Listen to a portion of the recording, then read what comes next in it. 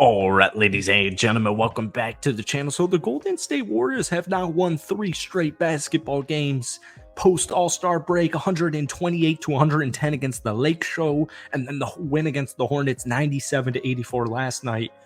Guys, they're so back. I mean, they're so back, and this is something we've been talking about on this channel for quite some time now. You know, I get it. Draymond Green got suspended. There have been injuries. Klay Thompson has been moved to the bench. He's going to have good nights. He's going to have bad nights. We saw him drop a career night against the Utah Jazz right before All-Star break. And then we saw last night 3 points on 1 of 9 shooting.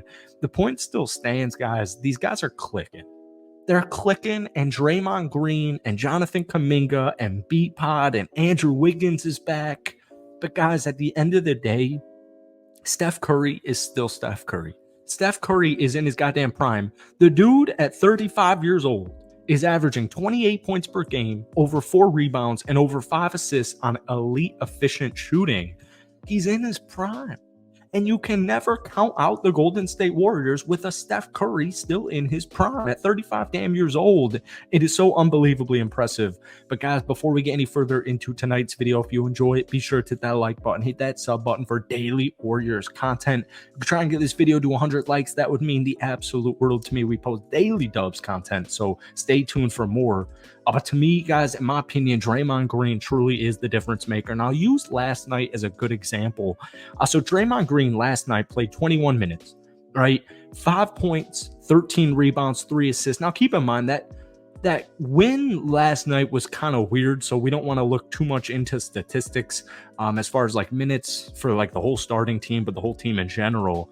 But what Draymond Green, and even the game before it against the Lake Show, 21 minutes, right? 8 points, 7 rebounds, 5 assists, you know, a couple of steals, a couple of blocks. He does his thing. You can look at Draymond Green's statistics and be like, well, I'm not sure what that's getting me. You know, 9.5 points, 7 rebounds, 6 assists. Those are really solid statistics, by the way. But his energy, his IQ, his tenacity, his grittiness, all of the intangibles pay dividends for the whole team, and especially my younger folks like Jonathan Kuminga and B-Pod and Moses Moody and TJD. It pays off. You know, just his simple work ethic and his simple high basketball IQ makes everybody else better on the court. And I think the last 2 nights, and honestly ever since Draymond got back from his suspension, he's not a statistical guy. Like, yeah, Draymond Green can have a statistical night. You know, the game before the All-Star break against the Utah Jazz, 23 points, 5 rebounds, 5 assists, 4 steals, a couple of blocks. But he can light it up statistically. But I've always said this on this channel. I've always said this from the Warriors dynasty. Like, I don't know how many rings, if any rings, the Golden State Warriors win without Draymond Green. Like, I think there's a very legitimate argument the Golden State Warriors do not ever win a ring if Draymond Green did not exist, and he did not exist as a member of the Golden State Warriors.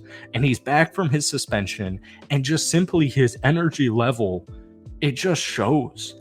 He's such a smart, great basketball player, and it's going to go a long way, and it has been going a long way. Steph Curry the other night, 32 points, 8 assists, 6 of 13 from downtown, 12 of 24 from the field.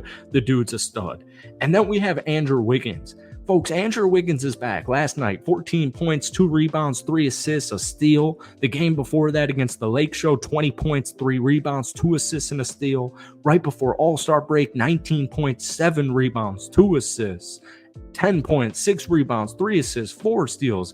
He's lighting it up statistically, and he's back. You know, whatever the hell was going on with Andrew Wiggins in the last year or so, that's past us. And Andrew Wiggins is back, and he's playing like the Andrew Wiggins we all know and love. Jonathan Kuminga, especially in the, you know, like 6 to 8 weeks leading up to the All-Star break, and, you know, when Draymond Green was down with his suspension, Jonathan Kuminga's really stepped it up on the season. 15 points, 2 assists, 5 rebounds. The guy is just playing his role, and he is playing a very good role, whether it's 20 minutes, 24 minutes, 34 minutes. Jonathan Kuminga's got a very bright future in the league, and I'm so glad he's on this Golden State Warriors team. B-Pod, has been a menace. Last night, 13 points, 6 rebounds, 6 assists. The game before, 10 points, 9 rebounds, 1 assist. The game before that, 13, 6 and 8, 27, 7 and 8. The stats are there. Ever since B-Pod was implemented into the starting lineup, he's been feasting it. And once again, like a lot of these Warriors players, he just plays Warrior basketball. He complements Steph Curry so nicely. He plays defense. He's a high IQ young kid. And I think he's ready for a playoff atmosphere, which is going to be on the way because Golden State is now sitting at 29 and 26. They're still the 10th seed in the Western Conference, but I do expect that to change. You're more than likely going to be getting a first round matchup against, a Minnesota or an OKC. My point is, you're going to be getting a first round matchup against some young kids who have not had much playoff experience. And at the end of the day, I'm going to go with the 4-time winners, the Golden State Warriors. Steph Curry, Andrew Wiggins, Jonathan Kuminga, Draymond Green, Beat Pod, Kevon Looney, Quinones, Klay Thompson, Chris Paul when he gets back healthy. They have such a perfect mix of veteran OGs, like their big current core 3 of Steph, Klay, and Dre. I've got my guys like Andrew Wiggins, B-Pod, who's going to do a little bit of everything, Jonathan Kuminga. All these guys are just clicking. The Golden State Warriors right now are just clicking. To finish off the month of February, you've got Golden State plays the Denver Nuggets tomorrow on Sunday.